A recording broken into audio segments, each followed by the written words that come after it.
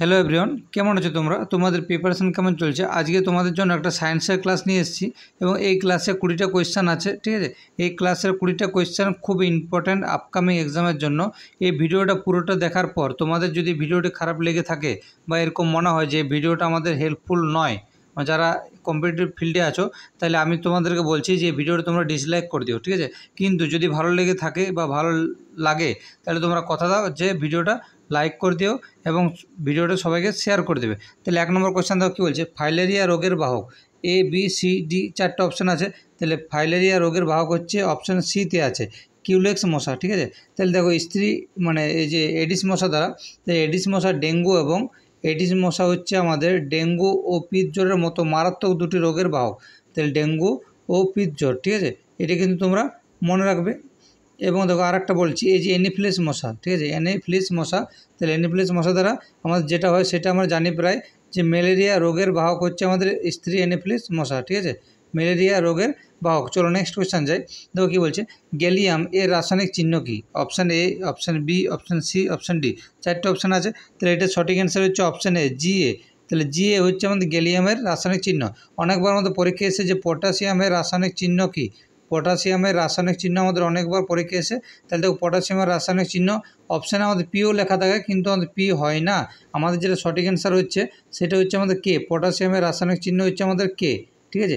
এর সাথে সাথে তোমরা সোনার রাসায়নিক চিহ্ন এবং রূপার রাসায়নিক চিহ্ন তোমরা কমেন্ট বক্সে কমেন্ট করে জানাও। সোনারটা জানাও এবং রূপারটা জানাও যে এদের রাসায়নিক চিহ্ন কী। চলো নেক্সট কোয়েশ্চেন যাই। ওই নিম্নলিখিত কোন ভিটামিনটি জলে দ্রবীভূত হয়? নিম্নলিখিত কোন ভিটামিন জলে দ্রবীভূত হয়? Option A, option B, option C, option D. মানে vitamin A, vitamin D, vitamin C, vitamin K. তাহলে এটা সঠিক অ্যান্সার হচ্ছে অপশান সি, ভিটামিন সি আমাদের জলে দ্রবীভূত হয়। এটা বোঝা গেছে? এবং তোমরা তাহলে আমাকে কমেন্ট বক্সে কমেন্ট করে জানাও যে রক্ত জমাট বাঁধতে কোন ভিটামিন কাজে লাগে, ঠিক আছে? মানে কোন ভিটামিনের জন্য রক্ত জমাট বাঁধে, এটা তোমরা আমাকে কমেন্ট করে জানাও। চলো নেক্সট কোয়েশ্চেন। এবং দেখো এই যে ক্লাসটা আছে, এই জিকে জিএসের ক্লাস প্রত্যেক দিন এই চ্যানেলের মাধ্যমে সকাল 10টা AM পেয়ে যাবে, ঠিক আছে? প্রত্যেক দিন সকাল 10টা AM ক্লাস পেয়ে যাবে, ঠিক আছে? সবাইকে একটু অনুরোধ, সবাই যেন এই ভিডিওটা সবাইকে একটু শেয়ার করে দেবে এবং যদি ভালো লেগে থাকে ভিডিওটা অতি অবশ্যই লাইক করে দেও এবং চ্যানেলটা সাবস্ক্রাইব করে পাশে থেকো। প্রত্যেক দিন এই চ্যানেলের মাধ্যমে 10টার সময় জিকে জিএসের ক্লাস পেয়ে যাবে। তাহলে দেখো এই যে অনেকবার পরীক্ষা এসে HIV এর পুরো নাম, মানে এর পুরো নামটা কী, ঠিক আছে? অপশান এ তো আছে, অপশান বি তো আছে, অপশান সি তো আছে, অপশান ডি তো আছে। তাহলে সঠিক অ্যান্সার হচ্ছে অপশান বি হচ্ছে আমাদের সঠিক অ্যান্সার। অপশান বি হচ্ছে আমাদের সঠিক অ্যান্সার। চলো নেক্সট কোয়েশ্চেন যাই। বলছি নিম্নের কোনটি একটি ভাইরাস গঠিত রোগ? নিম্নের কোনটি হচ্ছে একটি ভাইরাস গঠিত রোগ? তাহলে সঠিক অ্যান্সার হচ্ছে মাম্পস হচ্ছে আমাদের একটি ভাইরাস গঠিত রোগ, মাম্পস। অপশান ডি হলো আমাদের সঠিক অ্যান্সার।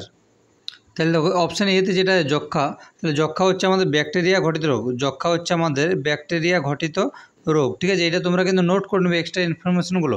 তাহলে যক্ষা হচ্ছে আমাদের ব্যাকটেরিয়া ঘটিত রোগ, ঠিক আছে? এবং কলেরাও সেম, কলেরা হচ্ছে আমাদের ব্যাকটেরিয়া ঘটিত রোগ।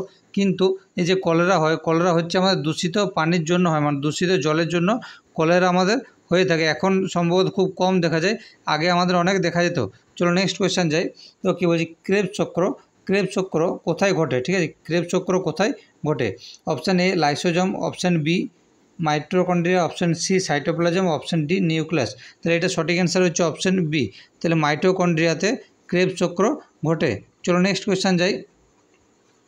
মানবদেহে সুষমা স্নায়ু সংখ্যা কটি? তাহলে এটা সঠিক অ্যান্সার হচ্ছে 32 না 42 না 46 না 62। তাহলে এটা সঠিক অ্যান্সার হচ্ছে অপশান ডি, 62টা হচ্ছে আমাদের মানবদেহের সুষমা স্নায়ু সংখ্যা। চলো নেক্সট কোয়েশ্চেন যাই। জিন শব্দটি কে প্রথম ব্যবহার করেন? জিন শব্দটি প্রথম কে ব্যবহার করেছেন? লেমার্ক, মেন্ডেল, জোহানসন না লিওন হক? তাহলে এটা সঠিক অ্যান্সার হচ্ছে অপশান সি হচ্ছে আমাদের সঠিক অ্যান্সার, জোহানসন। তাহলে জোহানসন প্রথম আমাদের জিন কথাটি ব্যবহার করেন, ঠিক আছে? চলো নেক্সট কোয়েশ্চেন যাই। দেখো 9 নম্বর কোয়েশ্চেন বলছে উড স্প্রিট কাকে বলে? ঠিক আছে, ইথাইল অ্যালকোহলকে না প্রোপাইল অ্যালকোহলকে না মিথাইল অ্যালকোহলকে না বেনাড্রিল অ্যালকোহলকে? এটা সঠিক অ্যান্সার হচ্ছে অপশান সি হচ্ছে আমাদের সঠিক অ্যান্সার, মিথাইল অ্যালকোহলকে উড স্প্রিট বলে। মিথাইল অ্যালকোহলকে আমাদের উড স্প্রিট বলা হয়। চলো নেক্সট কোয়েশ্চেন যাই। বলছি প্রতিটি ক্রিয়া, এটা কোনো আর দেখার দরকার নেই, এটা তৃতীয় গতিসূত্র হবে। এটা অনেকবার আমার পরীক্ষায় এসেওছে, ঠিক আছে? এবং আমরা অনেকবার পড়েছিও কোয়েশ্চেনটা, ঠিক আছে? দেখো এই যে নিউটনের প্রথম গতিসূত্র থেকে প্রথম গতিসূত্র থেকে আমরা পদার্থের জাড্য ধর্ম পাই এবং বলের সংজ্ঞা পাই, এটা হচ্ছে প্রথম গতিসূত্র থেকে। এবং দেখো দ্বিতীয় গতিসূত্র থেকে যেটা পাই সেটা হচ্ছে আমাদের যে ভরবেগের ধারণা পাই এবং বল পরিমাপ ও একক তার জিনিসটা আমরা পাই, এটা নিউটনের দ্বিতীয় সূত্র থেকে। চলো নেক্সট কোয়েশ্চেন যাই। দেখবে অনেক সময় প্রশ্ন এটাও দিতে যে স্থির বাস হঠাৎ করে চলতে আরম্ভ করলে পিছনে হেলে যায়, তাহলে এটা মানে কোন গতিসূত্রের উদাহরণ? এটা হচ্ছে প্রথম গতিসূত্রের উদাহরণ, বোঝা গেছে। এটাও দিয়ে দেয় যে চলন্ত বাসও একই ব্যাপার, ঠিক আছে। যে আবার এটাও দেয় অপশানে যে পাখার সুইচ বন্ধ করার পরও কিছুক্ষণ ঘুরতে থাকে, এটা কোন গতিসূত্রের জন্য? এটাও সেম একই, যে প্রথম গতিসূত্রের জন্য। চলো নেক্সট কোয়েশ্চেন যাই। দেখো কি বলছে যে জীববিজ্ঞানের জনক কাকে বলা হয়? জীববিজ্ঞানের জনক কাকে বলা হয়? তাহলে এটা সঠিক অ্যান্সার হচ্ছে option A Aristotle, option B Darwin, option C Lamarck, ঠিক আছে। তাহলে এটা সঠিক অ্যান্সার হচ্ছে অপশান এ হচ্ছে আমাদের সঠিক অ্যান্সার। এরিস্টটলকে আমাদের জীববিজ্ঞানের জনক বলা হয়। চলো নেক্সট কোয়েশ্চেন যাই। তাহলে দেখো 12 নম্বর কোয়েশ্চেন কি, দীপন প্রাবল্যের এসআই একক কি? কেলভিন, মোল, এম্পিয়ার, ক্যান্ডেলা। তাহলে এটা সঠিক অ্যান্সার হচ্ছে ক্যান্ডেলা। ক্যান্ডেলা হচ্ছে আমাদের দীপন প্রাবল্যের এসআই একক। পরীক্ষা অনেকবার এসছে যে টেম্পারেচারের একক কী, ঠিক আছে। টেম্পারেচারের একক কী? তাহলে টেম্পারেচার একক, এই দেখো এই কোয়েশ্চেনটা ডব্লিউপি ফিলিমস, কেপি ফিলিমস এবং ওয়ারলেস অপারেটর ছিল। টেম্পারেচার কেলভিনের একক, ঠিক আছে। তাহলে তোমরা কমেন্ট বক্সে কমেন্ট করে জানো এম্পিয়ার কার একক, এম্পিয়ার হচ্ছে কার একক, এটা তোমরা আমাকে কমেন্ট বক্সে কমেন্ট করে জানিয়ে দাও, চলো নেক্সট কোয়েশ্চেন যাই। দেখো কোষ সংক্রান্ত বিদ্যাকে কী বলা হয়? তাহলে কোষ সংক্রান্ত বিদ্যাকে বলা হয় সাইটোলজি বলা হয়, ঠিক আছে। কোষ সংক্রান্ত বিদ্যাকে সাইটোলজি বলা হয়, এটা কিন্তু তোমরা মনে রাখবে, ঠিক আছে। চলো নেক্সট কোয়েশ্চেন যাই। ভরের একক কী? ঠিক আছে, খুব ভালো কোয়েশ্চেন। ভরের একক কী? ঠিক আছে, কেলভিন, মিটার, না কিলোগ্রাম, না ওহম। তাহলে এটা সঠিক অ্যান্সার হচ্ছে কিলোগ্রাম। তাহলে আমার ভর মাপা হয় কিলোগ্রাম দ্বারা, ঠিক আছে। তাহলে তোমরা কমেন্ট বক্সে কমেন্ট করে জানাও যে ভার মাপা হয় কার দ্বারা, ঠিক আছে। চলো নেক্সট কোয়েশ্চেন যাই। 15 নম্বর কোয়েশ্চেন বলি সালোক সংশ্লেষে সক্ষম একটি প্রাণী। তাহলে সালোক সংশ্লেষে সক্ষম একটি প্রাণী হচ্ছে ইউগ্যালিনা। তাহলে ইউগ্যালিনা হচ্ছে সালোক সংশ্লেষে সক্ষম একটি প্রাণী। চলো নেক্সট কোয়েশ্চেন। এরপর পটাশিয়ামের পারমাণবিক সংখ্যা কত? তাহলে পটাশিয়ামের পারমাণবিক সংখ্যা হচ্ছে আমাদের অপশান ডিতে আছে 19টি, ঠিক আছে। পটাশিয়ামের পারমাণবিক সংখ্যা হচ্ছে 19টি। তাহলে তোমরা বলো পটাশিয়ামের চিহ্ন কী? পটাশিয়ামের চিহ্নটা তোমরা আমাকে কমেন্ট বক্সে কমেন্ট করে জানিয়ে দাও, ঠিক আছে। চলো নেক্সট কোয়েশ্চেন যাই।